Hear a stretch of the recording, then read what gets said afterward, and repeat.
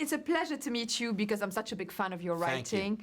This is genius because you have compiled the personal lives and the complexities of the professional lives intertwined together. How much of a challenge was it? And I'm sure you enjoy these things. I do enjoy these things as much as any writer can enjoy writing anything, because most of it is torture because you don't have any ideas and you're standing at the bottom of a mountain looking up and you don't think you're ever going to get there. But I'll tell you what I started out with Walter Isaacson's biography, and I knew what I didn't want to do was a biopic, a cradle-to-grave story where we kind of hit the person's greatest hits along the way. That I wanted to do something else, and I like being a playwright, and I like claustrophobic spaces.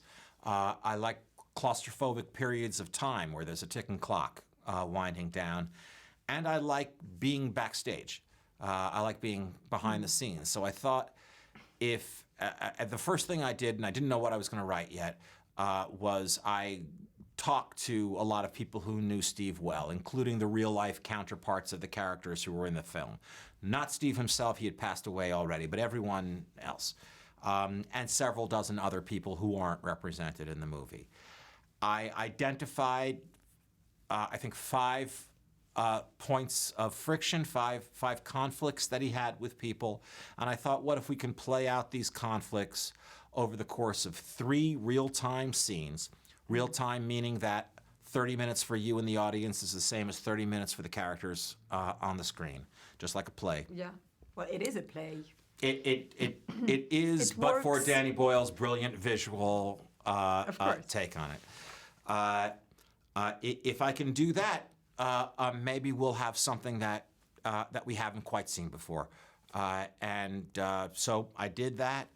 As I said, Danny brought this really very special visual sensibility to it, and it was executed by a sensational cast. Absolutely. Well, that's what I was discussing with Jeff Daniels. Bad actors can't work your scripts. It's not for beginners, but you'll get shown up if you're not as good as the others. Absolutely. Well, tell us about Michael Fassbender and how you felt about his performance that was quite subtle into portraying him as kind of a bastard genius, basically. Pardon my French. No, that's okay. I think that he gets, first of all, he's very charming, and so he gets away with being a bastard a little bit. But also, we're rooting for him to stop being that way, because we can see goodness in him. And genius. Even yes, and we see the genius.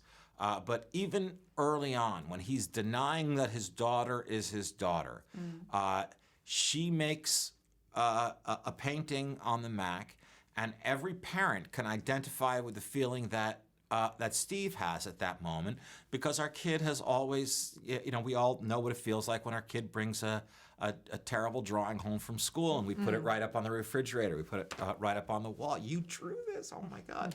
And that she did it on his invention. He immediately says, "I'm buying you a new house near a good school." Why isn't she in school, by the way?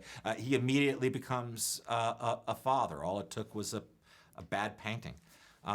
So we're rooting for him to now shed everything else. Be that guy. Be the father. I promise you won't make a less good iPad if you're also a nice guy.